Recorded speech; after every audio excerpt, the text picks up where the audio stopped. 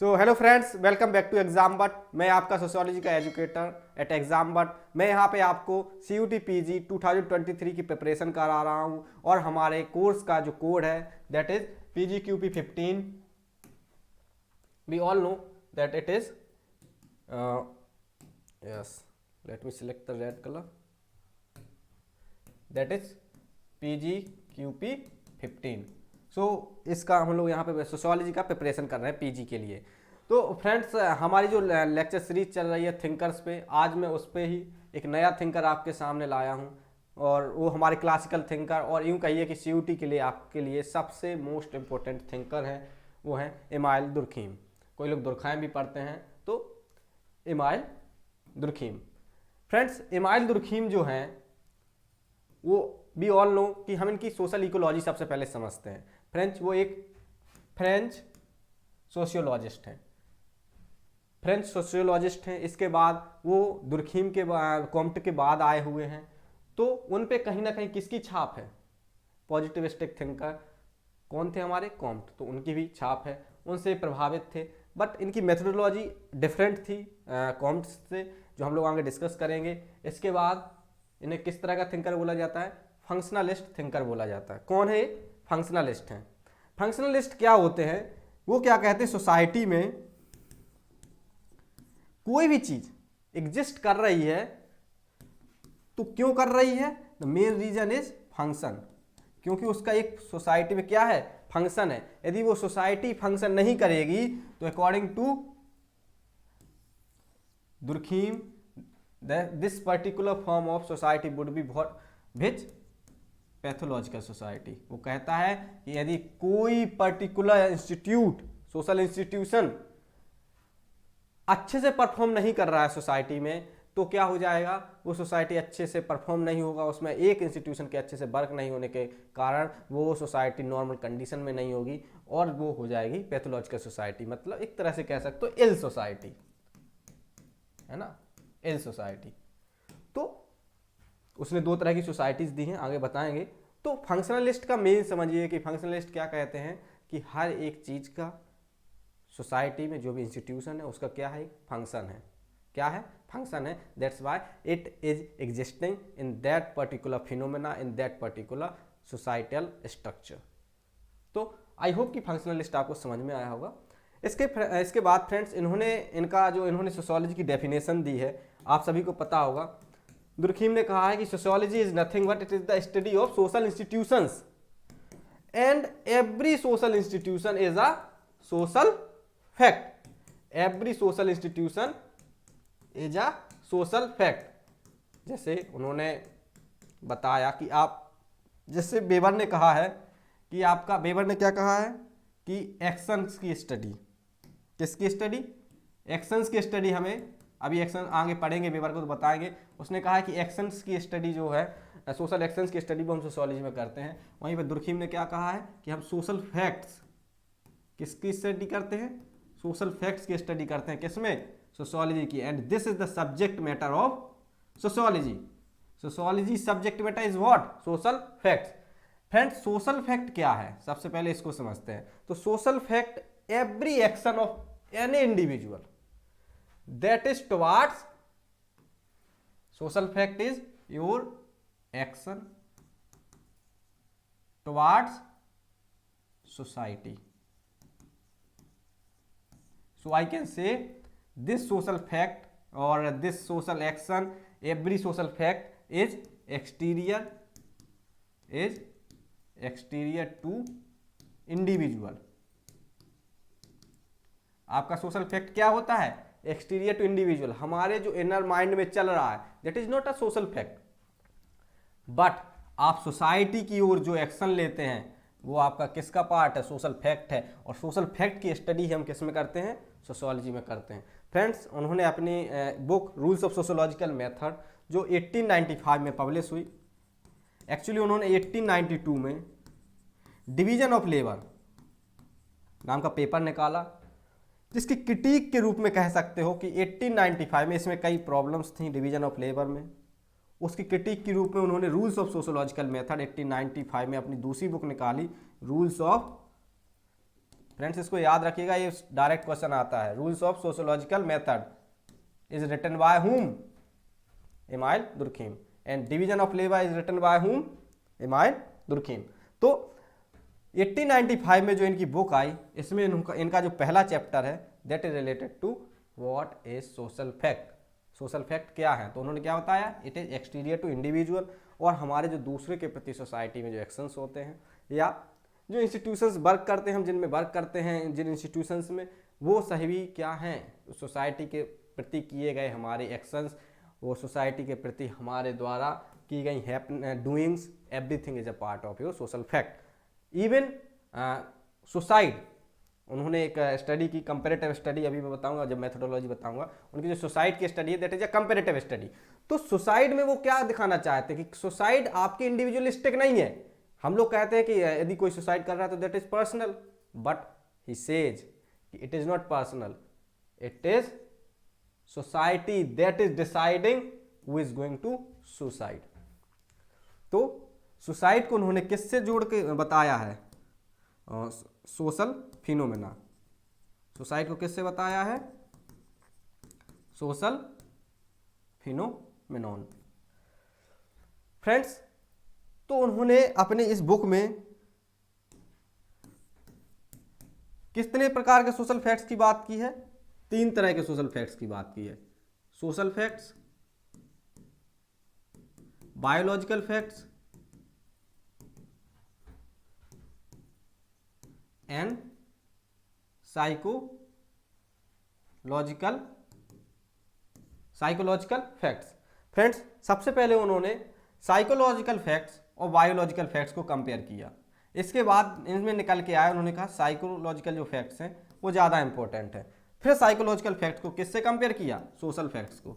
और इन दोनों को जुक्स्टापोज करके उन्होंने इस बुक में दिखाने की कोशिश की है कि what are exactly social facts and how these are differentiated from psychological facts, and psychological facts how these are differentiated from biological facts. This is juxtaposed by him earlier. So friends, एक question आया था, आपने paper देखा होगा exam CUT का 2021 का, कि why Emile Durkheim used social fact and what exactly he is trying to do by social facts, and social fact जो उन्होंने यूज किया है to what, and किस डिसिप्लिन से इसको अलग करने के लिए, to which discipline, to segregate sociology from which discipline he used the term social fact. तो उसका आंसर था फिलॉसफी। फ्रेंड्स, उन्होंने एक्चुअली ऐसा बोला जाता है philosophy is mother of all sciences और ऑल सोशल साइंसेस। तो फिलॉसफी का जो कंटेंट है उसमें और सोशियोलॉजी का जो कंटेंट है, सब्जेक्ट मैटर, उनको डिफरेंशिएट करने के लिए उन्होंने क्या टर्म दिया? Social facts, in short term, है ना। तो ये आपको समझना होगा, इसमें कंफ्यूज नहीं होना है बायोलॉजिकल फैक्ट्स में, क्योंकि हम समझेंगे उसमें बायोलॉजी भी आंसर दिया हुआ था 4 में से, तो बायोलॉजी नहीं, उसका सही आंसर होगा फिलॉसफी। इसके बाद सोशल फैक्ट्स पे हमने बात की। आई होप कि आपको सोशल फैक्ट्स समझ में आए होंगे, क्योंकि वो एक्सटीरियर हैं, ठीक है। 3 तरह के सोशल फैक्ट्स दिए उन्होंने, social facts, biological facts and psychological facts. इसके बाद बात करते हैं हम, उन्होंने 3 टर्म और दिए हैं, collective consciousness, effervescence and collective representation. कौन से टर्म दिए हैं? Collective consciousness, collective effervescence, collective representation. Friends, यदि हम दुर्खीम की सोशल इकोलॉजी समझें फ्रेंच में, हालांकि ये एक एलीट क्लास से आते थे, ओके, और इनके डायरेक्ट रिलेशन थे किससे? पोप से, फादर, चर्च जाते रहते थे। तो इन्होंने कहीं ना कहीं रिलीजन को एक तरह से पॉजिटिव साइन के रूप में लिया है, रिलीजन को पॉजिटिव साइन के रूप में लिया है फॉर सोसाइटी। उन्होंने कहा है कि रिलीजन जो है वो सोसाइटी में क्या प्रमोट करता है? Solidarity, and he is there to maintain harmony in the society. वो चाहते हैं कि सोसाइटी में हार्मोनी, एक आपसी सामंजस्य, एक शांति, एस्टेब्लिश हो या बनी रहे, मेंटेन रहे, इसीलिए वो रिलीजन को, इस शांति को, इस आपसी सामंजस्य को स्थापित करने की एक मेन कॉज मानते हैं। किसको? रिलीजन को। इसलिए वो कहते हैं religion is there to define the solidarity. It is not the bone of contention, ये झगड़े की जड़ नहीं है, बट ये तो सॉलिडेरिटी लाता है सोसाइटी में, क्योंकि according to religion we are also defining our culture, and culture is the main part to define which type and to which extent the society will be consolidated. तो वो इस तरह से पॉजिटिवली रिलीजन को लेते हैं। इसीलिए रिलीजन में क्या है, हमारा क्या है, रिलीजन में क्या करते हैं हम, क्या होता है हमारे कलेक्टिव एक्शन होता है। तो वो हमेशा कलेक्टिवली, किसी इंडिविजुअल की बात नहीं करते हैं। सोशियोलॉजी क्या है, we study collectively, we study people collectively. तो उसी में वो कहते हैं कि हमारे अंदर एक क्या होती है, कलेक्टिव कॉन्शियसनेस होती है। मतलब लोगों में हमेशा through religion and many more things, through your culture, एक क्या रहती है हमेशा, कलेक्टिव कॉन्शियसनेस। क्या होती है? Collective consciousness. मार्क्स ने क्या यूज किया था, अभी मार्क्स को मैंने नहीं बताया, उसने किया था क्लास कॉन्शियसनेस, और वहीं पे हमारे दुर्खीम क्या यूज करते हैं, कलेक्टिव कॉन्शियसनेस। इसके अलावा कलेक्टिव एफर्विसीन, हमें कलेक्टिवली एक एफर्विसीन होता है, एक जोश होता है, उत्साह होता है, और कलेक्टिव रिप्रेजेंट करते हैं हम कहीं पे भी एक सोसाइटी में, है ना। और एक कलेक्टिवली हम तभी रिप्रेजेंट कर पाएंगे जब हमारे पास क्या होगा, सोशल इंटीग्रेशन। तो सोशल इंटीग्रेशन, सोशल कोहेजन, वही ना, सोशल कोहेजन, सामंजस्य, म्यूचुअल अंडरस्टैंडिंग, एवरीथिंग जो सोसाइटी में क्या लाए, सॉलिडेरिटी लाए, पीस लाए, वो सब चीजें ये लोग स्पेशली दुर्खीम देख रहे हैं।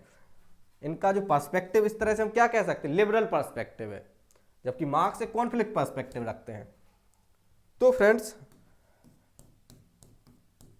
इसको रफ कर देते हैं, काफी हो गया हौच पौच। यस, अब नेक्स्ट पढ़ते हैं सेक्रेड एंड प्रोफेन। देखो सोसाइटी ने कुछ नॉर्म्स बनाए हैं, कुछ कल्चर बनाए हैं, उसके अकॉर्डिंगली जो चीज़ें उस सोसाइटी में प्रिवेलिंग है, यदि उसके अकॉर्डिंगली हम एक्शन कर रहे हैं तो उस पर्टिकुलर सोसाइटी के लिए उस तरह का हमारा एक्शन क्या हो जाएगा, सेक्रेड हो जाएगा। तो सोसाइटी में कुछ चीज़ें होती हैं जो सेक्रेड होती हैं, जिन्हें पुण्य की तरह देखा जाता है, पवित्र होती हैं, और प्रोफेन जो सोसाइटी में ऐसा बिहेवियर जो रेस्ट्रिक्टेड होता है, वो कहाँ किसका पार्ट होता है, प्रोफेन का। तो सेक्रेड एंड प्रोफेन डाइकोटोमी किसने दिया, ऐसा क्वेश्चन आता है, who give sacred and profane dichotomy, तो आंसर हो जाएगा दुर्खीम। इसके बाद सोशल करेंट्स की बात की, उन्होंने कहा कि सोसाइटी में कुछ चीज़ें होती हैं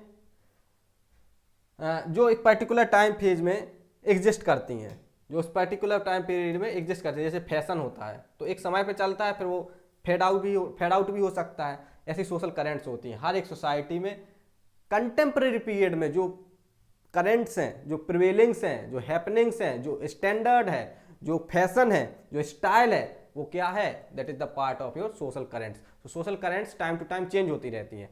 जैसे यस, ड्यूरिंग कोविड हम लोग क्या कर रहे थे कि जो भी मास्क हुआ या आपका सैनिटाइजर हुआ, इन सब के लिए एक दूसरे की हेल्प कर रहे थे। तो उस समय हमने एक म्यूचुअल असिस्टेंस का जो एक रेपो बनाया हुआ था स्पेशली फॉर कोविड, वो कहीं ना कहीं एक करंट थी, सोशल करंट थी, क्योंकि वो उस समय की रिक्वायरमेंट थी। तो सोशल करंट्स चेंज होती रहती हैं, बट एक कंटेम्प्रेरी पीरियड में जो भी प्रिवेलेंस हो, जो भी स्टैंडर्ड है, जैसे रील्स का अभी क्या है, रील्स का माहौल है, इंस्टाग्राम का, तो वो क्या है, टाइप ऑफ सोशल करंट है आपका। तो जो कंटेम्प्रेरी पीरियड में चल रहा है, that is part of your social currents. जो सोसाइटी में social currents, again social currents किस में आपका योगदान देती हैं, कंट्रीब्यूशन करती हैं, सॉलिडेरिटी के लिए, अकॉर्डिंग टू दुर्खीम। इसका सोशल इंटीग्रेशन सोसाइटी में बताया उन्होंने रिलीजन के through, and social cohesion. I hope कि आपको इतने टर्म अभी क्लियर हुए होंगे। इसके बाद फ्रेंड्स यस, नेक्स्ट उनकी जो थ्योरी है division of labour. Next theory है उनकी division of labour. Division of labour में वो कहते हैं कि सोसाइटी में एक्चुअली हर कोई व्यक्ति उसकी कई नीड्स होती हैं, और हम हर नीड्स की हर एक वस्तु प्रोड्यूस नहीं कर सकते हैं। क्यों? क्योंकि हमारी जैसे सोसाइटी का एवोल्यूशन होता जा रहा है, जब हंटिंग गैदरिंग थी तो ये वहाँ पे क्या था, कम्युनिज्म था अकॉर्डिंग टू मार्क्स, क्योंकि हमारी नीड्स बहुत कम थी और हम कैपेबल थे अपनी सारी नीड्स को सेल्फ डिपेंडेंट होके पूरा करने में। बट जैसे सोसाइटी का एवोल्यूशन होगा, हमारी टेक्नोलॉजी बढ़ेगी, हमारी रिक्वायरमेंट्स भी उसी के अकॉर्डिंगली बढ़ेंगी और उसमें हम हर एक चीज़ को प्रोड्यूस करने में असक्षम होंगे। तो फिर क्या होगा, हम एक पर्टिकुलर काम करेंगे, हम एक चीज़ के स्पेशलिस्ट बनेंगे और उसको ही हम प्रोड्यूस करेंगे और दूसरा कोई बंदा दूसरी चीज़ प्रोड्यूस करेगा और दूसरी चीज़ को जो हमें रिक्वायरमेंट है तो और उसको हमारी जो हमने प्रोड्यूस की है उसकी रिक्वायरमेंट है तो हम उसको अपने द्वारा प्रोड्यूस की हुई चीज़ दे देंगे, कमोडिटी दे देंगे और उससे उसकी प्रोड्यूस की हुई कमोडिटी को ले लेंगे। इस तरह से दोनों की नीड क्या हो जाएगी, सेटिस्फाई हो जाएगी। तो जब टेक्नोलॉजी बढ़े या जो एडवांसमेंट हो सोसाइटी का और स्पेशली वी गेट स्पेशलिस्ट, जब हम स्पेशलिस्ट हो जाते हैं किसी चीज़ के तो हम एक ही एक्शन एक ही बार कर सकते हैं, एक ही टाइप का लेबर कर सकते हैं। तो इस तरह से सोसाइटी में क्या हो जाएगा, डिवीजन ऑफ लेबर हो जाएगा। और सोसाइटी के एवोल्यूशन के लिए डिवीजन ऑफ लेबर बहुत जरूरी है, क्योंकि एक ही व्यक्ति हर कोई व्यक्ति, हर एक पर्सन सारे वर्क करने लगेगा तो सोसाइटी में क्या नहीं होगा, एडवांसमेंट नहीं होगा, क्योंकि इट इज़ टोटली इम्पॉसिबल। तो हमें क्या करना होता है, डिवीजन ऑफ लेबर करना होता है। कोई जैसे फैक्ट्री में कहें तो फैक्ट्री में ऐसा तो है नहीं कि सभी लोग क्या करें, सिर्फ सभी लोग जाके जो चिप्स की फैक्ट्री है चिप्स में सिर्फ पैकिंग करने लगे, नहीं ना।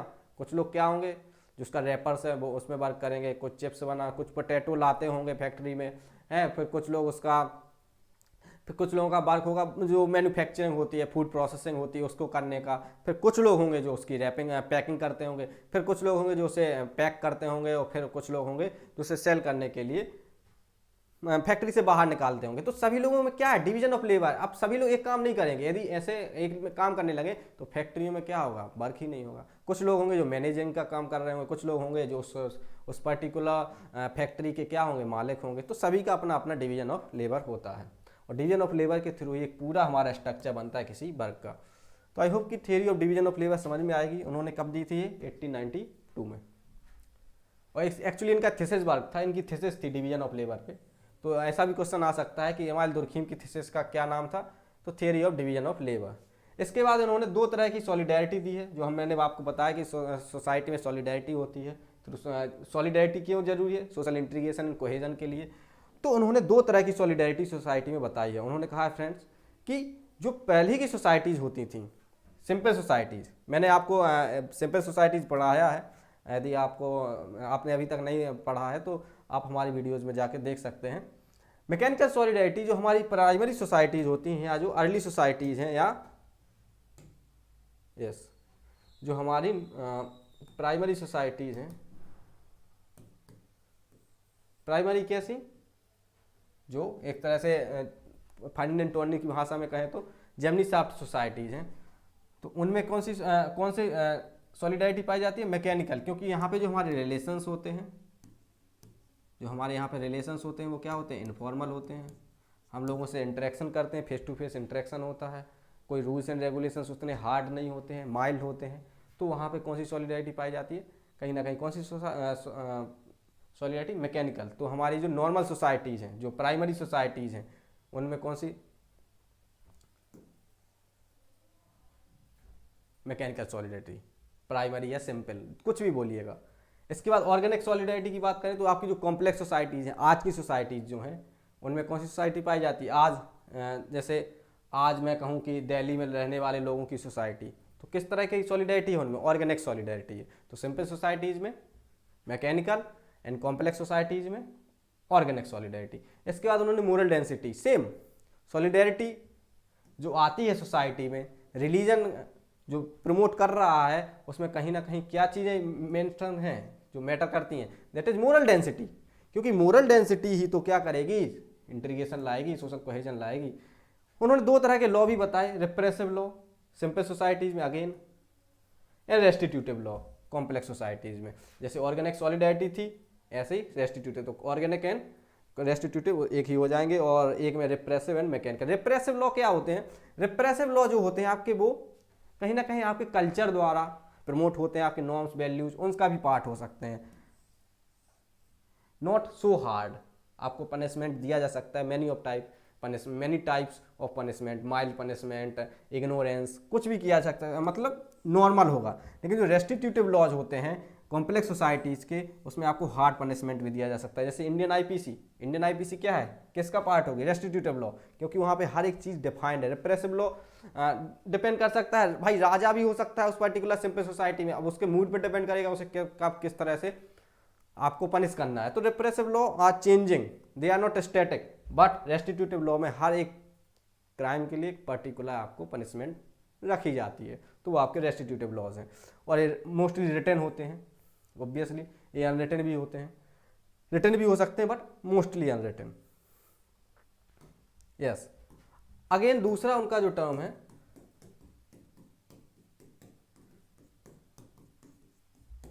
Late me rough it, but it is looking very messy ना, ओके।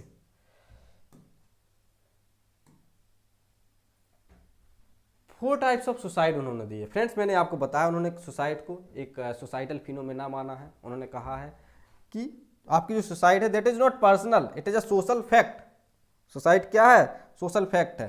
और सुसाइड को पढ़ने के लिए उन्होंने यूरोप की कई कंट्रीज का, वहाँ के ऑफिस में जाके वहाँ से डाटा लिया रजिस्टर्स से, और उसका कंपेरेटिव एनालिसिस किया। तो इसीलिए इसे क्या बोलते हैं, इनडायरेक्ट, क्या किया उन्होंने, इनडायरेक्ट एनालिसिस। क्या किया, indirect analysis.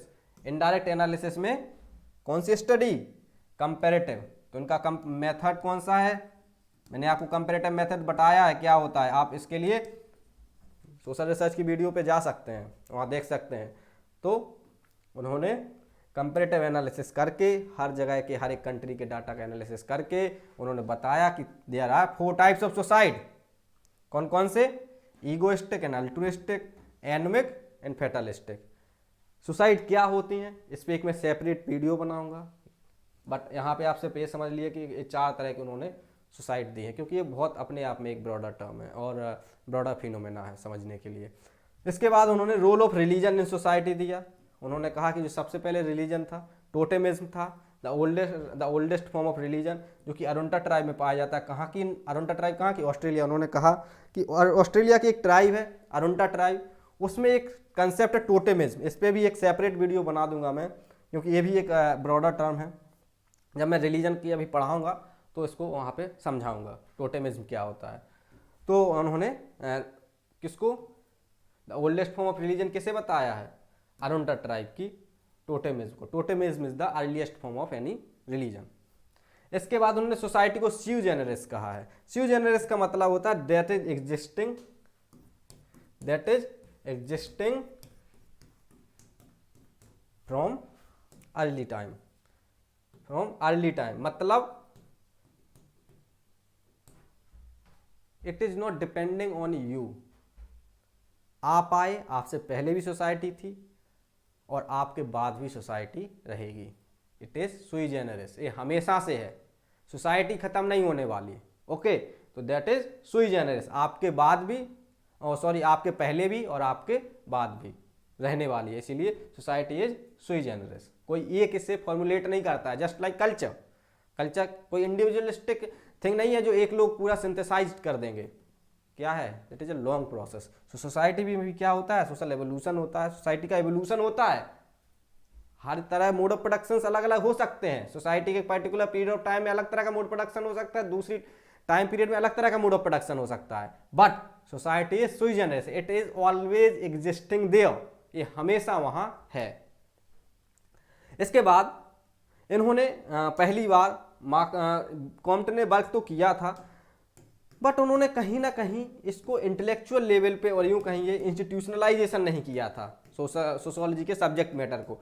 But he was there, Durkheim was there to create the first academic discipline of sociology in 1919 in France.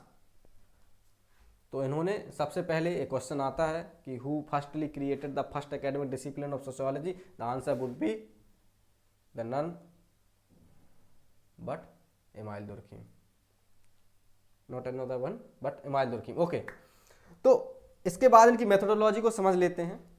इनकी जो मेथोडोलॉजी मैंने आपको बताई क्या है, कंपेरेटिव मेथड, सुसाइड की थी उन्होंने कंपेरेटिव। इसके बाद इंडक्टिव रीजनिंग, चीज़ों को नीचे से उठा के ग्राउंड लेवल से, और उन्होंने थ्योरी बनाई थी कि suicide is not personal, it is a social fact. Historical comparative, historical because उन्होंने हिस्ट्री से लोग सोसाइटी को बताया कि हिस्ट्री से जोड़ के कि हमेशा एग्जिस्ट कर रही थी। इसके बाद सोसाइटी का कई सालों का डाटा लिया, तो हिस्टोरिकल उनका हिस्टोरिकल कंपेरेटिव एनालिसिस भी उनका कहीं ना कहीं मेथोडोलॉजी का क्या है, पार्ट है। कॉनकमिटेंट वेरिएशन, इसके अलावा जब सोसाइटी का स्टडी कर रहे थे वो, तो जिस कंट्रीज का उन्होंने डेटा लिया था उन डेटाज में भी क्या था, एक तरह का वेरिएशन था उन आपसी कंट्रीज में। उन दो जो कंट्रियों को वो कंपैरिजन कर रहे थे उनके डाटा में जो कंपैरिजन था, that is part of concomitant variation. जो वेरिएशन था उनके में, that is known as concomitant variation, आपसी वेरिएशन उन दो पर्टिकुलर कंट्रीज का। तो ये भी उनकी मेथोडोलॉजी का एक पार्ट है कि जैसे सोसाइटी का जो उन्होंने एनालिसिस किया वो यूरोप में किया, क्या वो इंडिया में भी अप्लाई होगा? तो फ्रेंड्स यहाँ पे अप्लाई, क्योंकि यहाँ सोसाइटी के अलग तरह के तरीके हो सकते हैं, तो क्या एक तरह से सोसाइटी की उनकी स्टडी का क्रिटिक है, बट इसीलिए शब्द आता है कॉनकमिटेंट वेरिएशन, जो उन्हीं कंट्रीज पे अप्लाई होता है, या ये जो वेरिएशन है वो उससे रिलेटेड है, उस मेथोडोलॉजी से रिलेटेड है जिन पे उन्होंने वर्क किया था। इसके बाद उन्होंने सोसाइटी को सुई जेनरिस बताया है, तो उसी आधार पर उन्होंने कहा है कि हेवन भी जो है ना,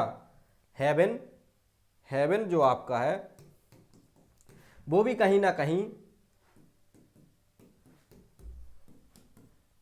आपका एक ग्लोरीफाइड सोसाइटी है। मतलब आप समझ रहे हो सुई जेनरिस का मतलब कि हेवन भी सोसाइटी, एक तरह की सोसाइटी है जो कि एग्जिस्ट कर रही है। तो yes, heaven is nothing but it is a glorified society, जिसमें सब कुछ राजा गॉड होते हैं या राजा होते हैं, बहुत सारी परी होती हैं, वो ही सब, तो एकदम glorified, there is no pain, everything is a part of pleasure. तो हेवन को उन्होंने इस तरह की सोसाइटी बताया। इसका नॉर्मल पैथोलॉजिकल सोसाइटी, जब सोसाइटी पूरी तरीके से अच्छे से फंक्शन नहीं कर रही है तो पैथोलॉजिकल सोसाइटी, और यदि सब कुछ अच्छे से फंक्शन कर रहा है, सॉलिडेरिटी है, तो that is normal society. I hope कि आपको समझ में आया होगा। तो ये कुछ मेजर टर्म्स थे, मेजर क्या ये CUT के लिए इतने ही काफ़ी हैं। और मेजर जो उनके वर्क्स हैं, जो फिनोमेनाज हैं, जो टर्म्स उन्होंने प्रोपगेट किए हैं, जो टर्म क्वाइंट किए हैं, वो मैंने सारे इस वीडियो में कवर अप करने की कोशिश की। तो आप इसका स्क्रीनशॉट भी ले सकते हैं, यस, और इसको प्लीज़ नोट डाउन करिएगा क्योंकि वहाँ पे आपको रिवीजन करने में आसानी होगी। आई होप कि आपको ये वीडियो पसंद आया होगा। और इसके साथ ही फ्रेंड्स हमारा एक पेड बैच भी चल रहा है सोशियोलॉजी का 21 जनवरी से, आप उससे भी जुड़िए, उसका डिस्क्रिप्शन में आपको लिंक मिल जाएगा, तो आप हमारे उस बैच से जुड़ सकते हैं। और इसके साथ ही आप एग्जाम बट ऑफिशियल को सब्सक्राइब कर लीजिए, वहाँ पे आपको हर एक तरह की अपडेट मिलती रहती है, टेलीग्राम चैनल है ये। इसके साथ ही आप सोशियोलॉजी क्विज भी हमारी डेली चलती है, तो उसका भी आप प्रैक्टिस के लिए सोशियोलॉजी विद अजय करके एक चैनल है टेलीग्राम पे, आप उससे भी हम जुड़ सकते हैं, वहाँ पे डेली क्विज होती है, तो आप उसका भी फ़ायदा उठा सकते हैं। और आपकी CUT की जो PG की प्रिपरेशन चल रही है 2023, वो अच्छे से स्ट्रेंथन्ड हो सके। तो thank you for watching this video and take care, keep learning, bye bye।